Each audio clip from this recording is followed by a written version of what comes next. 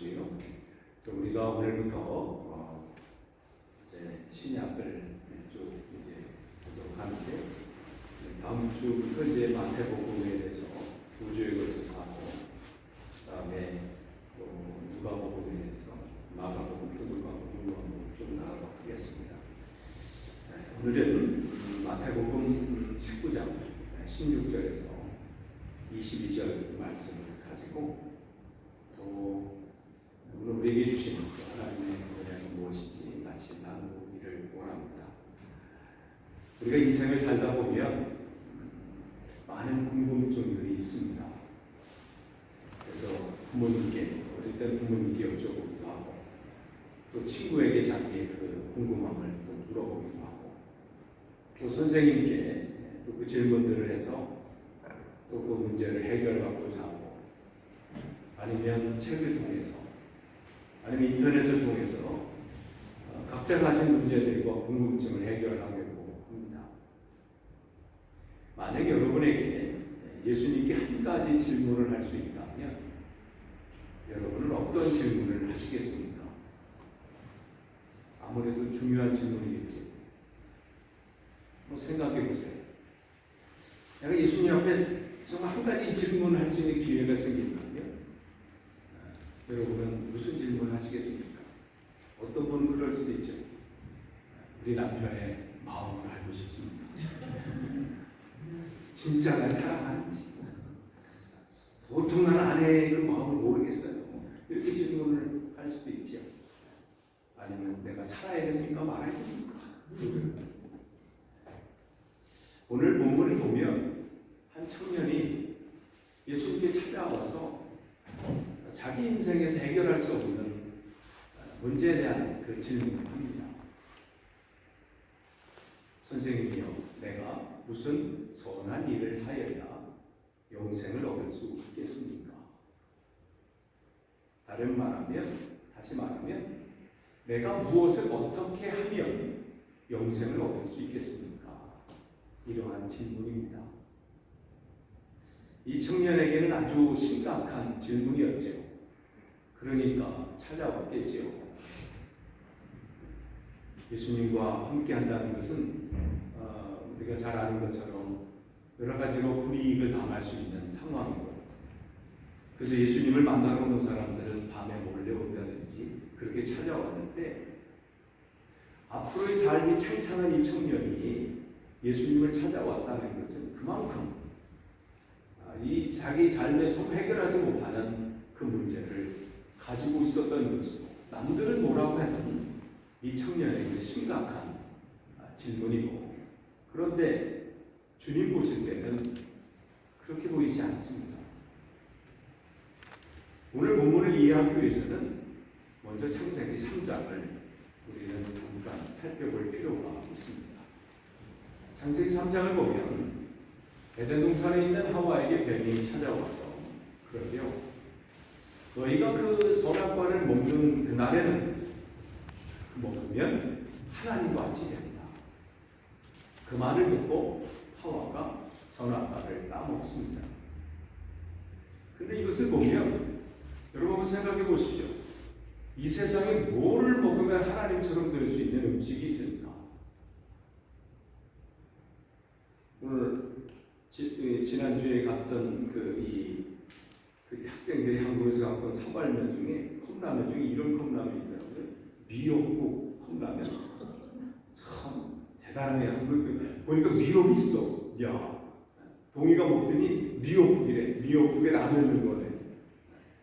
예전에 집사람이 가끔 그렇게 능조 미역국 갑자기 라면 넣어서 이건 뭔가 했는데 그게 나왔어. 야, 아내는 조금 이렇게 좀 이렇게 새로운 걸 이렇게 하는 게 많아요. 내가 상상하지 못했던. 근데 그 라면으로 나왔더라고 보니까, 이야, 또 뭐가 나올까 기대가 돼 한국은. 근데 아무래도 느낌에 건강할 것 같아요. 미국 라면이니까 그냥 라면보다 느낌은 똑같은 스프인데 느낌이 미국 들어가 있잖아요. 그거 먹는다고 해서 거기도 좀 건강해질까요? 그럴 수도 있죠. 기분이 그러니까. 그런데 세상에서 뭘 먹으면 하나님처럼 될 수 있을까? 우리가 우리가 잘 아는 진시황이 그 늙는 것이 안타까워서 부하들을 시켜서 늙지 않는 그 약초를 구해와라. 그래서 불로초를 좀 구해와라. 그렇게 시킨 적이 있지요. 그걸 먹지 않으면, 그걸 먹으면 늙지 않을까요? 사람이 한 살이라도 더 젊어 보이려고 얼마나 이 시대에 애씁니까? 바르고 바를 때도 순서가 있대는데 뭐 하고 바를 때도 목에서 이렇게 올려야 되는데 이렇게 올려야 되고 여기 뭐 내려줘야 되나 뭐 하여간 뭐가 있더라고요. 돌리면서 해야 되고 뭐 여기 이렇게 주름이 생기면 안 된다고 버리면서 사람에게 그런 마음들이 다 있는 거예요. 누구나. 물론 많이 하면 할수록 좀 낫기는 낫겠지. 그러나 여러분 무엇을 먹으면 영생을 얻고 무엇을 먹으면 하나님 닮은 같이 될 수 있을까? 그것이 있을까요? 없지요. 그런데 또 있습니다. 이게 무슨 말씀인가 또 이게 또 의아하신 분이 있을 거예요. 아니 없다고 해놓고 또 있다고 하는 건 아니다. 없는데 있어요. 이게 오늘 말씀입니다. 없다는데 또 있다고 말씀하세요.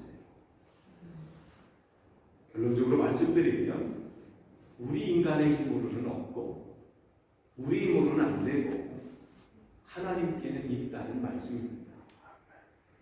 하나님께로 돌아와야 있는 겁니다. 그것은 하나님을 먹는 것입니다. 하나님을 먹는다는 것은 하나님을 내 안에 거하게 하시는 것이고 나와 주님이 하나가 되는 것입니다. 그것이 바로 먹는다는 말씀입니다. 그래서 예수님께서 그렇게 제자들에게 나는 생명의 빵이다. 나는 생명의 떡이다. 우리 식으로 말하면 나는 생명의 밥이다. 이렇게 하신 것이지. 즉 내가 아무리 내 삶 속에서 열심을 하고 뭘 최선을 다한다고 해서 되는 것이 아니라 나에게로 돌아와서 주님께로 돌아와서 주님을 영접하지 않고는 문제 해결이 없음을 가르쳐 주시는 말씀입니다. 빵이나 밥이 왜 존재합니까? 지난주에 온 그 학생들이 당분간은 자기들은 감자를 안 먹을 거예요. 얼마나 칩스 먹지 뭘 모든 음식 감자가 나오잖아요. 그러면서 그 평가하고 어디 게 맛있대느니 뭐 이렇게. 그 왜 그런 감자나 또 밥이나 빵이 왜 존재합니까? 먹히기 위해서죠. 우리는 밥을 먹음으로써 힘을 얻습니다. 오늘 본문을 보니까 예수님께서 율법을 지키라고 하시면서 살인하지 말라, 간음하지 말라, 도둑질하지 말라, 거짓 증언하지 말라, 내 부모를 공경하라, 내 이웃을 내 자신과 같이 사랑하라 하신 이 말씀을 듣고 이 청년은 내가 이 모든 것을 지키었습니다. 이렇게 자신 있게 대답하는 것을 봐서 이 청년은 지금까지 율법대로 잘 살았던, 말씀대로 잘 살았던 것 같습니다. 청년이 어려서부터 율법을 잘 지키면서 그는 그 가르침대로 내가 이렇게 율법을 잘 지키면 우리 랍비가 우리 선생님이 가르친 것처럼 나는 누구보다도 열심히 이 율법을 지켰기 때문에 나는 영생을 얻을 거다. 그렇게 지키고 그렇게 열심히 지켜왔는데 한 살 한 살 나이가 먹어가면서 또 인생의 경험을 하면서 느끼는 것을 보면 율법을 잘 지켜도 자기가 영생을 내가 얻었다. 이건 내가 확실히 내가 내 것이다. 라고 느끼지 않는 거예요. 그런 생각이 들지 않는 겁니다. 그런 확신이 없는 것입니다. 다른 사람보다 철저하게 지켰는데 누구보다도 내가 열심히 이 말씀대로 살았고 또 그렇게 가르침을 받아서 누구보다도 열심히 그렇게 지켰는데 영생을 얻었다는 확신이 없는 거예요. 그러던 중에 예수님의 소식을 듣고 찾아옵니다. 선생님이요, 내가 무슨 선한 일을 하여야 영생을 얻을 수 있겠습니까? 그동안 자기가 한 대로 열심히 했어. 아니 계명이 있는 거는 뭐 하나도 빠지지 않고 지키려고 하고 열심을 했는데 그거 갖고는 안 되는 걸 느끼는 거예요. 그러니까 정말 이게 답답해서 찾아온 거지. 내가 무엇을 해야, 이거 말고 뭘 또 해야 영생을 얻을 수 있겠습니까? 예수님께서 이 청년을 보시자마자 그 자신이 율법을 잘 지키면 영생을 얻을 줄 알고 그렇게 살아온 사람인 것을 아신 거예요. 그러니까 그렇게 말할 것이죠. 당신이 아는 대로 율법을 잘 지켜보십시오. 그렇게 하시는 거예요. 그러니까 내가 어려서부터 정말 이 율법을 지킨다고 지켰는데 그것을 가지고서는 확신이 없습니다. 이 청년이 그렇게 대답하자 주님이 이렇게 말씀하신 거죠. 성경에는 안 나왔지만 이렇게 하셨을 거예요. 당신이 그렇게 열심히 하는 것, 열심을 했고 세상의 쾌락에 빠지지 않고 또 그렇게 하나님 말씀대로 살려고 하고 하나님을 사모와 말씀을 사모하는 것은 참 잘한 일입니다. 그 잘했는데 한 가지 빠진 것이 있습니다. 다른 우상이나 다른 방법을 찾지 않고 하나님 말씀을 사모하고 하나님이 주시는 그 영생을 기다리고 바라는 것은 참 잘한 일인데 그것 말고 한 가지 더 빠진 것이 있는데 당신이 가지고 있는 것을 다 팔아서 가난한 사람들에게 나눠주고 당신은 나를 따르십시오. 그런데 어떻게 해요? 이 말을 듣고 청년이 어떻게 했어요? 이 말을 듣고 실망해서 돌아갑니다. 마태복음 9장 22절이죠. 이 말은 이 청년이 어떻게 했다는 겁니까? 쉽게 말하면 주님을 포기했다는 것입니다. 왜 포기했습니까? 자기가 가진 그 많은 재산 때문에 예수님을 포기한 것입니다. 그럼 이게 무슨 뜻일까요? 이게 무슨 말일까요? 자기를 죽은 자로 여기지 않고는 율법을 아무리 잘 지켜도 아무리 자기가 살인하지 않고 간음하지 않고 도적질하지 않고 부모에게 공경하고 하나님의 일을 망령되 얽히지 않고 우상을 섬기지 않고 예배 때는 빠지지 않고 예배 참석을 잘했다 해도 자기를 죽은 자로 여기지 않으면 영생을 얻지 못한다는 말씀입니다. 그런데 여러분, 오늘 우리가 본문을 읽었지만 오늘 본문 가운데 죽은 자라는 얘기가 어디 있나요? 그것은 자기를 포기하는 것이 죽은 자라는 겁니다. 죽은 자라는 말이 안 보일 뿐이지 자기를 포기하는 것이 죽은 자입니다. 이 청년은 무엇을 포기하지 못했나요? 무엇을 내려놓지 못했나요? 재물을 내려놓지 못했지요. 그것이 자기에게 아무 도움이 되지 않는다는 것을 알았다면 왜 포기하지 않았겠어요? 그까짓 거 그냥 버리지 뭐. 이사 갈 때 보면 그동안 그렇게 붙잡고 있는 걸 다 버려지는 것을 보게 되죠. 막 쌓여. 그동안 이걸 다 이고 있었어. 막 이걸 붙잡고 있었어. 이사 갈 때 좀 그렇게 단호한 거다 단호한. 필요 없는 건데도 끝까지 우리를 붙잡고 있어요. 어째 우리가 지금 나는 이거 없이는 안 돼. 나는 내 생에서 이거 최고야라고 붙잡고 있는 것조차도 그렇게 될 날이 있을 텐데 우리는 끝까지 그것을 붙잡고 있습니다. 당장 이 청년은 그랬겠지요. 이 재산 다 나눠주고 이 재산을 다 팔아버리면 나는 뭐 먹고 살지? 이걸 하면 내가 재산이 아무것도 없고 이러면 사람들이 나를 어떻게 볼 거야? 나를 무시하지 않겠어? 그래도 내가 이거라도 붙잡고 있고 이거라도 내가 가지고 있으니까 다른 사람들이 나를 존경하고 나를 따르고 나와 친구를 해주고 그러지. 이것이 내가 없다면 사람들이 나를 무시하지 않겠어? 뭐 그런 생각을 가졌겠지요. 자기도 모르는 사이에 이 청년은 어떻게 해요? 그 물질이 자기 삶의 자랑이 됐고 자기 삶의 힘이 됐고 그것이 자기의 삶에 이끄는 원동력이 됐습니다. 그야말로 믿는 구석이라는 것이죠.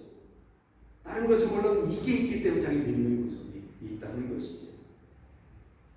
그런데 주님께서는 그 제 소유를 팔아 가난한 자들에게 다 주고 당신은 나를 따르십시오.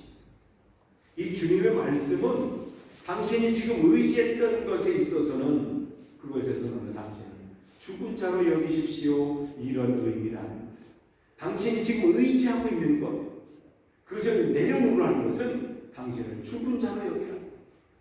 죽은 자는 아무것도 가져가지 않습니다. 말씀드린 것처럼 한국에 오기 전에 제가 4번의 그 장례식을 하고 또 무슨 염을 적도 있고 뭐 이런데 전도사로 처음 가자마자 다음 날 내 인생 그렇게 가까이 난 시신 이렇게 본 적이 없어요. 멀리서 아버지 쫓아가서 그냥 멀리서 이렇게 보든지 얼굴만 보든지 뭐 이랬는데 전도사님 저희 어머니 새벽 예배 끝나고 왔는데 저희 어머니 돌아가셨습니다. 하늘이 무너지는 것 같아요. 앞으로 이 사역을 어떻게 하면 고민하는 중에 우와 곽시민중 마을이라 거기 누가 뭐 장례식 장인사 가는 게 아니에요. 그 마을 사람한테 목회자 가는 게 거기는 이야 이거 어떻게 해? 그나마 장모님이 계셔서 장모님 같이 하시죠. 시신을 닦는데 막 떨려. 처음이니까 딱 구멍에다 막 솜을 막 틀어 막아야 되잖아요. 시신 닦고 그래서 옷은 입혀야 되잖아요. 뻣뻣해가지고 안 되잖아요. 근데 손해 보니까요 아무것도 없으셔. 그렇게 그때는 뭐 이렇게 가져가시려고 하는 것 주인공 공간 많으신데도 아무것도 가져가실 게 없다. 그걸 보면서 야 우리 인생이 이렇구나라는 것을 또 거기서 깨달았습니다. 그렇게 내가 이거 없으면 안 된다고 움켜졌던 것을 아무것도 손을 펴진 상태로 아무것도 가진 것이 없는 거예요.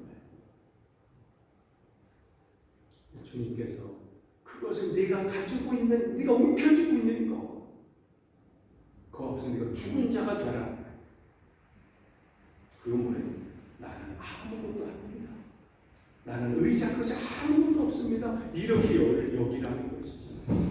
나를 따르라. 이런 의미입니다. 나를 따르라는 말씀은 나만 믿어라. 나를 신뢰해라. 나를 끝까지 믿어라. 지금까지 당신이 믿었던 것을 포기하고 나는 이거 없으면 안 됩니다. 난 이 인생에서 이거 사라지면 난 죽어요. 하여튼 그것조차도 우리가 다 내려놓고 그게 돈이 됐든 그게 자식이 됐든 권력이 됐든 그것이 뭐가 됐든 그걸 다 내려놓고 지금까지 믿었던 것을 포기하고 나만 믿어라. 내가 율법을 성경을 아무리 창세기부터 요한계시록에 다 외우고 몇 번을 쓰고 그렇게 한다 할지라도 너를 죽은 자로 여기지 않고 나를 따르지 않으면 내가 내 십자가를 지지 않고 나를 따르지 않으면 너는 영생을 얻지 못한다. 왜냐하면 아담 안에서 타락한 인생은 하나님의 형상을 상실한 존재입니다.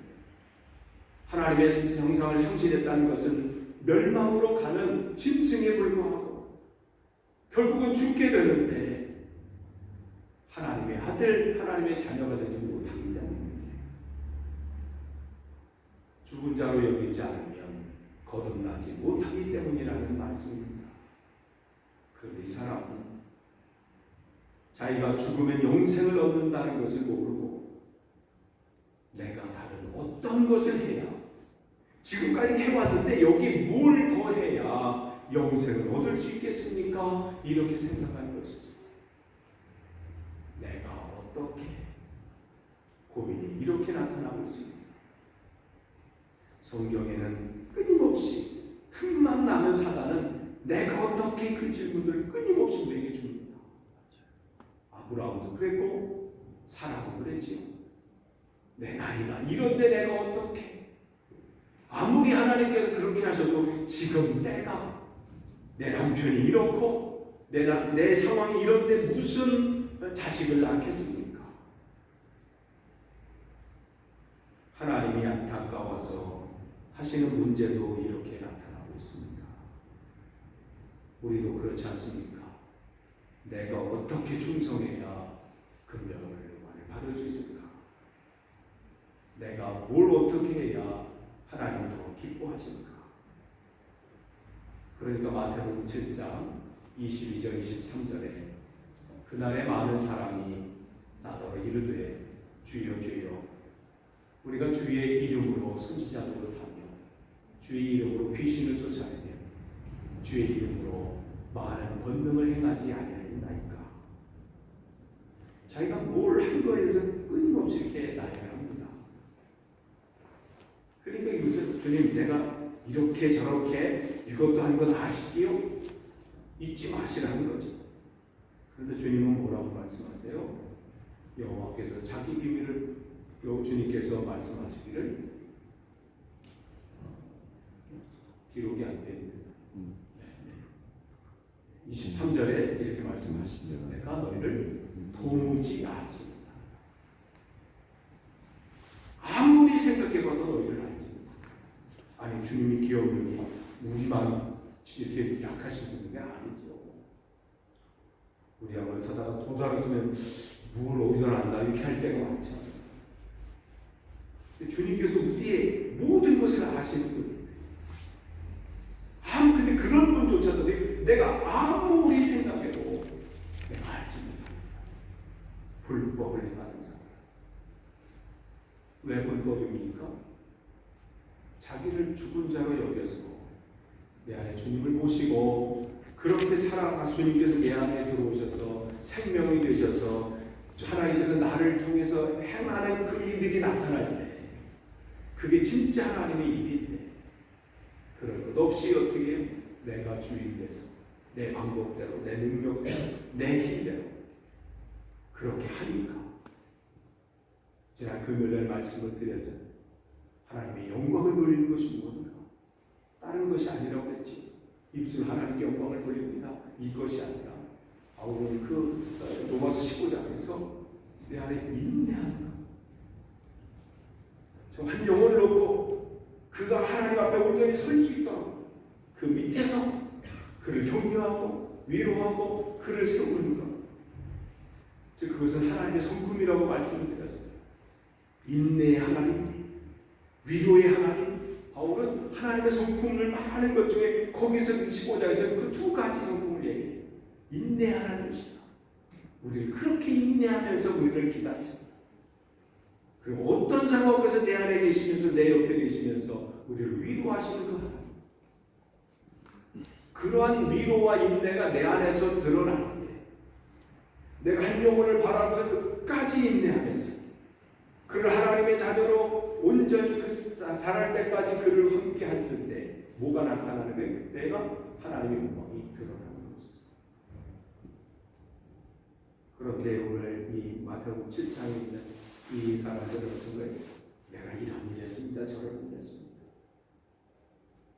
하나님께서 말씀하신 것이죠. 네가 되는 모든 멈추고 나를 주님으로 주로 영접하고 내가 너를 통해서 무엇을 하게 하라 이 말씀입니다. 하나님께서는 오늘도 그 말씀을 하시는 것이죠. 하나님께서는 그렇기 때문에 헌신된 한 사람을 통해서 오늘도 역사하십니다. 그래서 아모스 3장 7절에 주 여호와께서 자기의 비밀을 그 종 선지자들에게 보이지 아니하고서는 결코 행하심이 없으십니다. 어떤 특별한 사람이 아닙니다. 어떤 특별한 어떤 정해진 사람이 아니라 하나님 앞에 헌신된 그 한 사람. 그가 배운 것이 부족해도 상관이 없습니다. 우리가 구약을 하면서 예언자들의 그 직업들을 보고 그 성경들을 봤을 때 어떤 사람은 귀족 출신도 있지만 어떤 사람은 농부 출신이고 어떤 사람은 부자도 있고 비가처럼 정말 가난한 사람도 있고 다양한 사람들이 있잖아요. 중요한 것은 어떻게 그 사람의 지식이 어떠냐 형편이 어떠냐 중요하지 않습니다. 그가 하나님 앞에 온전하게 하나님 내가 나를 사용해 주옵소서 그렇게 헌신된 그 한 사람 그 사람을 통해서 하나님은 오늘도 역사하시는 것이죠. 바로 그 종이 바로 그러한 사람입니다.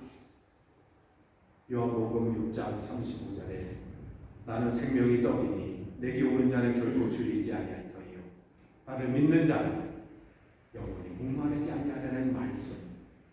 예수님을 통해서 그 하나님을 만나게 되고 우리의 고민이 해결되는 것입니다. 그러니까 부자 청년에게 내가 영생에 들어가려면 계명을 지키라 이 말씀을 하신 것은 계명을 지키면 영생을 얻는다는 말씀이 아닙니다. 당신이 지금껏 하던 대로 하지 왜 왔냐는 것이지요. 그런 의미입니다. 그러면 주님께서 그런 말씀을 하신 것이라면 이 청년이 내가 어떻게 하면 영생을 얻을 수 있겠습니까? 하면서 자기가 지금껏 해왔던 것이 헛되고 잘못된 것임을 고백하기를 원하셨다는 거예요. 내가 지금껏 살아왔던 삶이 잘못됐습니다.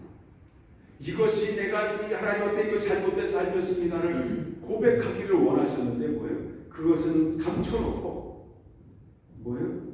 여기 뭘 더 해야 됩니까? 그렇게 물어보는 것이죠. 주님은 뭔가를 하시기 전에 그 사람의 시인 입술의 고백이 필요했던 겁니다. 이 청년은 어떻게 해야 영생을 얻을 수 있겠습니까? 마치 아무 처음 있는 일인 것처럼 와서 지금 질문한 것이지.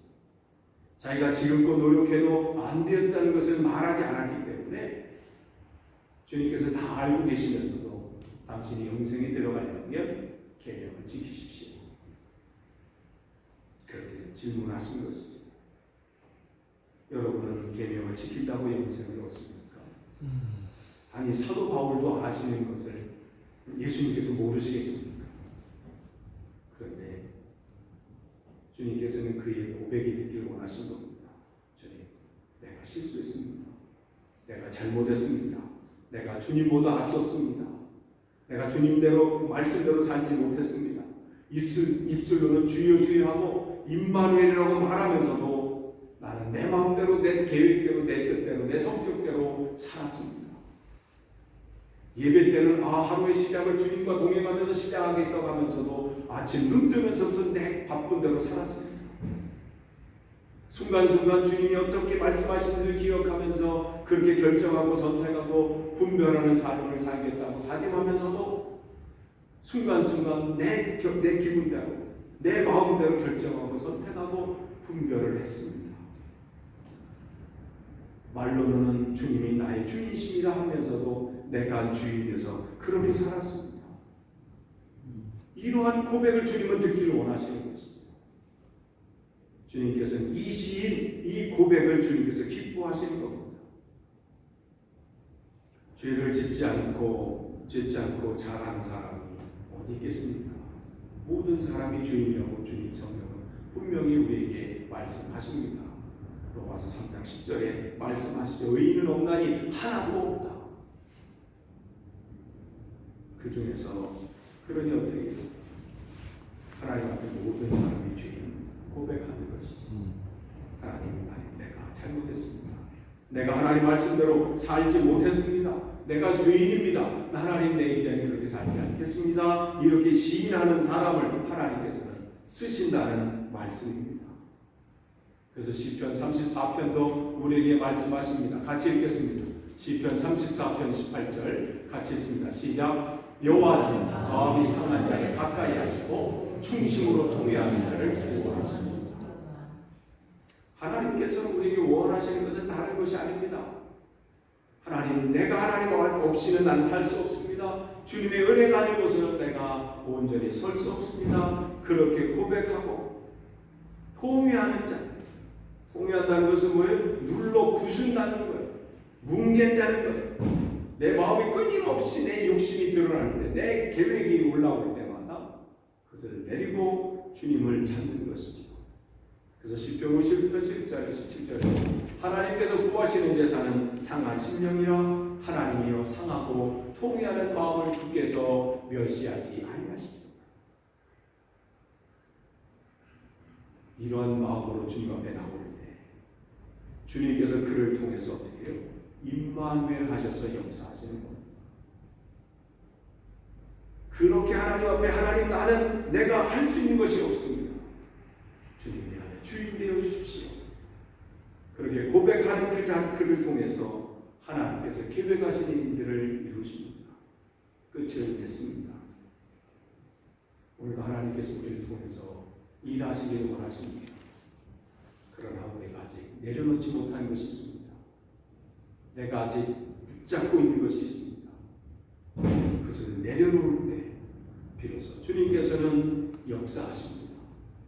내가 끝나는 것 같고 내가 그걸 보면 망하는 것 같고 그것을 내려놓으면 그것이 끝장나는 것 같지만 바로 그때부터 하나님은 일하기 시작하십니다. 우리 교회가 모든 것을 주님 앞에 맡기는 교회가 될 때 하나님 우리 교회를 통해서 놀라운 일들을 하실 것입니다. 그 교회는 크기에 상관없습니다. 재정적인 상황에 상관이 없습니다. 온전히 하나님 앞에 쓰임받기를 원하고 나아가는 그 교회가 하나님께서 온전히 사용하시는 교회입니다. 그런 복된 교회 되기를 간절히 축원합니다. 기도하겠습니다. 하나님 감사합니다. 내가 무엇을 해야 영생을 얻을 수 있겠습니까? 우리가 무엇을 해야 되는 것이 아니라 우리가 주님 앞에 온전히 붙들림을 당할 때 주님께서 내 안에 온전히 주인이 되실 때 비로소 주님께서 우리를 통해서 역사하십니다. 그러한 교회 되기를 소원합니다. 먼저 이 종이 그렇게 되기를 원합니다. 역사하여 주옵소서. 예수님의 이름으로 기도하옵나이다.